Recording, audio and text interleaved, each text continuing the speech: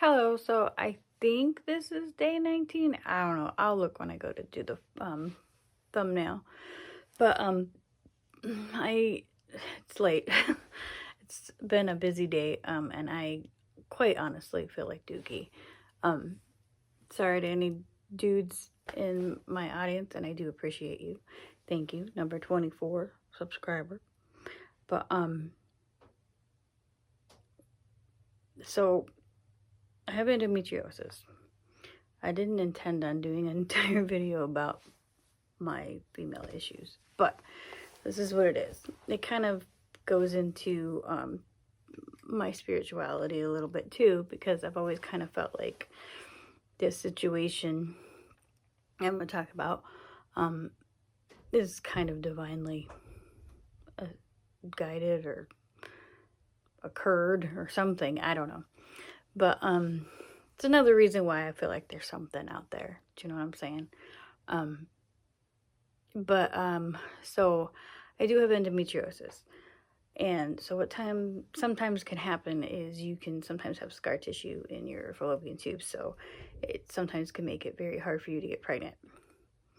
And it is something that's very painful. I'm not like looking for sympathy. There's tons of millions of women out there who deal with that, and there's people with worse problems. But what I'm saying is, I've dealt with this since I was like 10.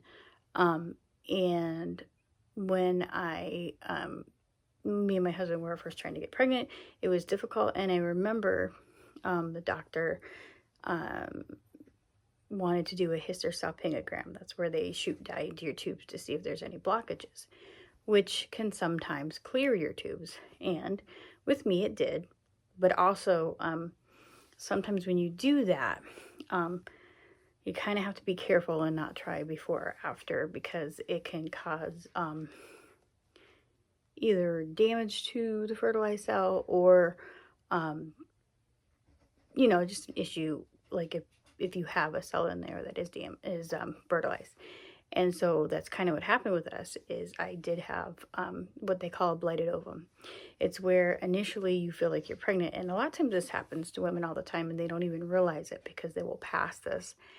And it's kind of like having a miscarriage, and they don't realize that's what it's happening. So a lot of times they think it's a heavy period or whatever.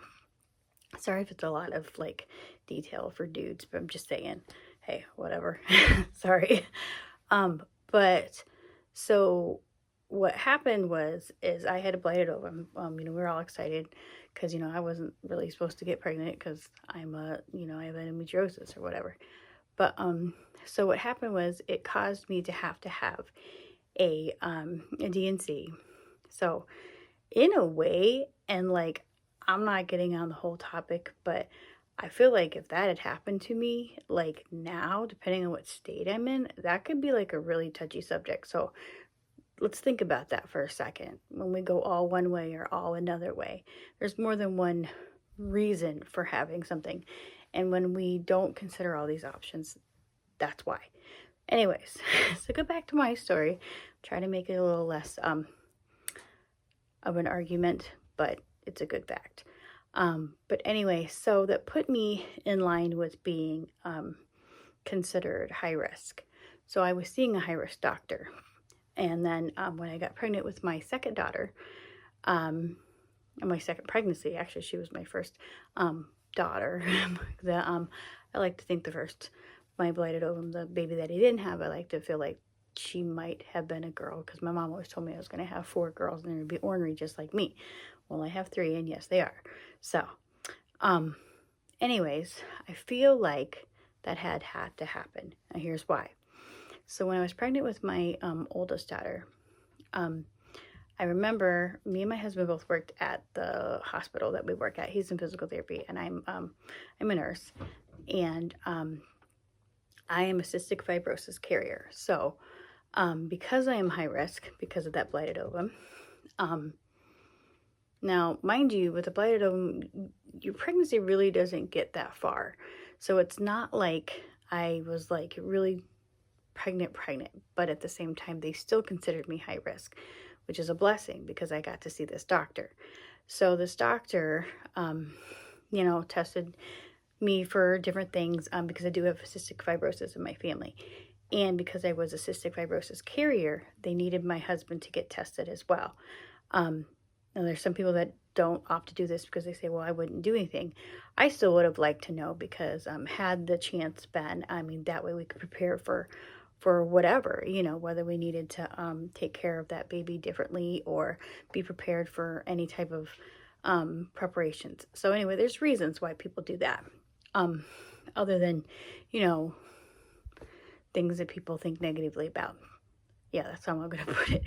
But anyways, so I went there and all I needed was paperwork. So I went there and I had I was just looking for paperwork. I wasn't even supposed to see my doctor that day, but he had walked past me and he goes, I'm going to do an ultrasound, because just by looking at me, he could tell that I was preeclamptic. Now, preeclampsia is kind of like where your body is rejecting pregnancy for whatever reasons. So a lot of times in women, their blood pressure will be really, really high. And it's very dangerous for the mom and the baby. So in those instances, you have to have an emergency C-section, or that you and that baby could die. So he did an ultrasound, finds out that she didn't have any fluid, which I won't get into this, but I did tell my regular doctor about that. She just kind of looked at me like I was crazy. But anyways, so he did that, and then he sent me for emergency C-section. So that's how. I honestly feel like if I didn't have that blighted ovum, if that didn't happen, me and my daughter wouldn't be here today, because I would not have had that high-risk doctor. There would be no reason for me to be there. Do you know what I'm saying? So, and I went on to have 2 more daughters, and I fear for their future, but right now I'm focusing on gratitude and understanding that I do feel like there's a reason why I'm here, because otherwise, you know, why did that happen? Didn't have to happen, but it did, right? There's some other instances in my life, I will say, some really weird instances. I mean, how many other people can say that they were killed by a horse? Me. When I was a little girl, that had happened to me when I would say between 4 and 5. And I was playing outside at a relative's house, and they had horses, and I don't know, apparently I was not being watched very well, and so I got kicked by this horse, and they had to do CPR on me. So I know that's my whole what do they call that? See, I don't feel good, and I'm not with it, so I'm not on anything. This is just hormones here. And that's my cat using a litter box over there. Sorry if you can hear that. But, so that's my, near-death experience. I was like 4 or 5 years old. And I remember a little girl being in my room I had nobody in the room. Do you know what I mean? Anyways, I feel like I'm rushing through these instances in my life, but it's just, I feel like there's too many things that happen in my life for me not to be here for a reason. So that's my story, and I will see you guys tomorrow.